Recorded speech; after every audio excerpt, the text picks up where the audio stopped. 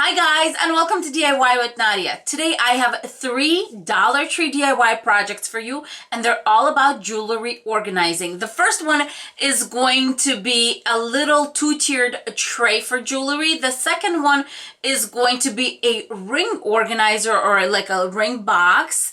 And the third one is going to be earring holder or earring organizer.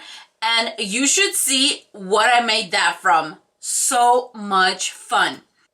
Today's video is part of a challenge that's called Useful DIY Challenge that is hosted by my friend Mom from Moms Does Live Handmade, and also co-hosted this month by Michelle from Michelle's Cozy Home. I love both of these YouTubers. If you are not subscribed to their channel, please consider subscribing. I will list their channels down below. Also, down below is going to be a playlist. When you're done watching my videos, please hit that little link. That way you can see what all the DIYers did for this challenge. It's going to be so much fun because these are useful things that all of us can get ideas for making, and maybe you need one of those things in your home. With that being said, let's get started.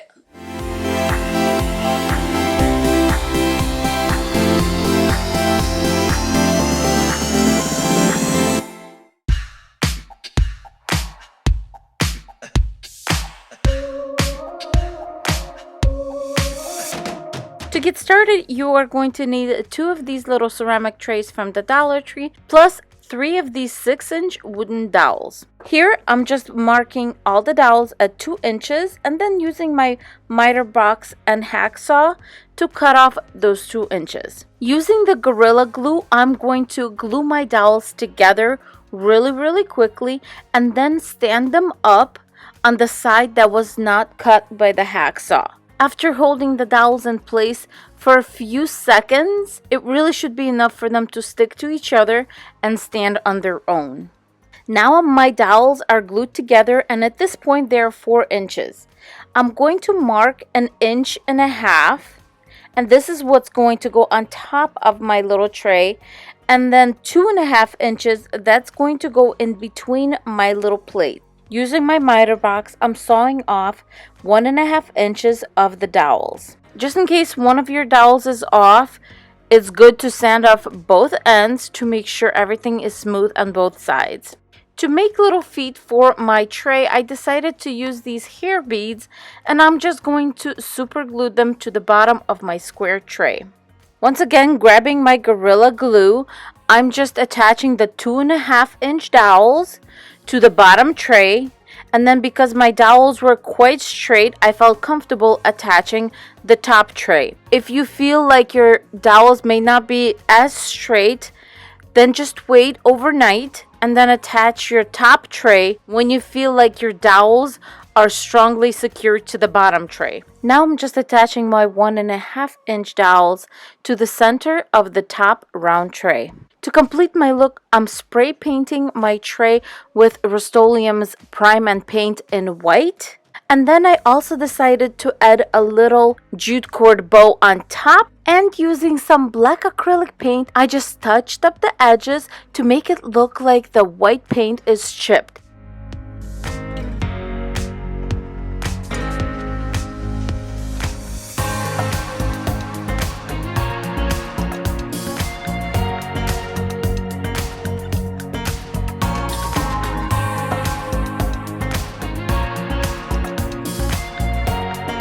For this project, I'm going to start with this mini wooden tray from the Dollar Tree, and I will be using my Rust-Oleum chalked paint in linen white to paint the inside edges and the outside edges of this tray. After my 2 coats of white chalk paint, my tray was pretty dry. Now I'm just grabbing some zinc acrylic paint by Americana, and I'm going to dry brush using my gray and white and interchange it and wiping it in between to smooth out the lines of my dry brushing. And here is the final result. I think our little tray turned out absolutely adorable and sweet.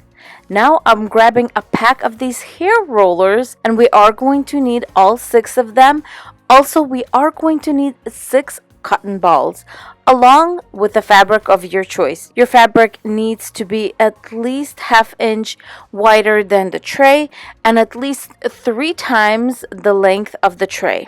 Before I started gluing my fabric to the tray, I did cut out little corners on the sides so that I don't have any bulking on the corner edge. The best adhesive to use for this project is tacky glue because while you're doing the project, it is malleable. You can still move it around, but when it dries, it will dry solid and strong. I have seen this tacky glue at Michael's before, but just in case you can't find it, I'll give you a link to the Amazon store where I purchased mine from. I laid my fabric with the bad side facing up. Then I'm just using some tacky glue to attach the fabric to my tray, and then here I'm grabbing my first hair roller and also cotton ball because the roller is just not long enough, and I found that the cotton ball works really well, and I'm just adding a cotton ball to the edge. Now I'm just putting another layer of tacky glue, and I'm rolling my fabric over and making sure it's nice, straight, and taut, making that first little loop. When I'm done doing that, I'm just grabbing my little plastic spatula and tucking in that 1/4 inch that's left over on both sides. This way, it's nice and smooth. Now I'm repeating that same process until we get to our 6th roller.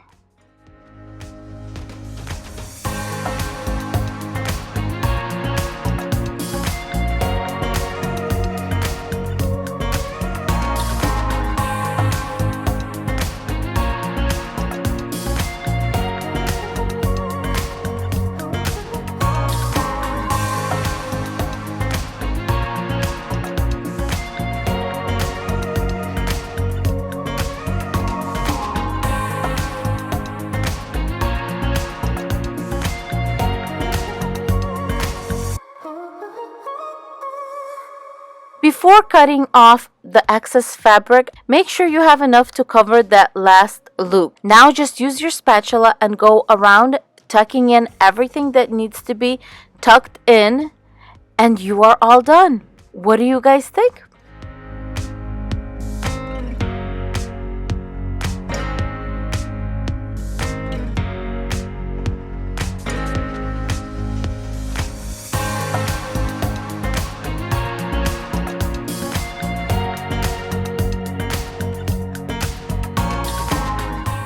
For this project, you are going to need 2 identical frames. My frames were identical except for the color, and then you're going to remove everything from them, including the glass and also the little tabs that hold everything in place. Now that my frames are bare, I'm going to give both of them a few coats of chalked paint, and the black one I did give I think 3 or even 4 to even out that look. For the netting, I am going to be using this garbage can from the Dollar Tree, and the first thing I did was grab my wire cutter and cut off that bottom section of the garbage can, and then also I did the same thing removing the top. And the top, do not throw that away. You guys can definitely use this as a wreath eventually. Now find where the bucket comes together. It's going to be a little thicker than the rest of the bucket, and just go down the line and just using your wire cutters, cut along that line. Once you have the netting flat on your desk, start stretching the bottom portion of the bucket out until the top little squares pretty much match the bottom squares. If you feel like you might get hurt by the edges, please use some garden gloves to help you do this part. Now I'm just putting my netting over my frames, and with a permanent marker, I'm just marking where I need to cut my netting. Before I hot glued the netting to my frame, I decided to just grab some rubbing alcohol and a little cotton swab, and I just removed the permanent marks that were left on the netting. Now I'm just using hot glue to attach my netting to the frame, and then I'm going to grab the second frame and I'm going to hot glue it back to back so that the front of both frames are facing out. To give the frame a bit of a farmhouse look, I am going to grab some zinc gray by Americana and then just dry brush the frames in the front. To hide the seam in between the frames, I'm just going to use this Dollar Tree ribbon and I'm going to hot glue it all around the frame. For embellishment, I'm just grabbing some jute cord, wrapping it around my fingers a few times, then grabbing another little piece of jute cord and just tying it in the middle to make a cute little bow. Then just to give it a little bit of balance with the white, I did put a little pearl in the middle of my little bow.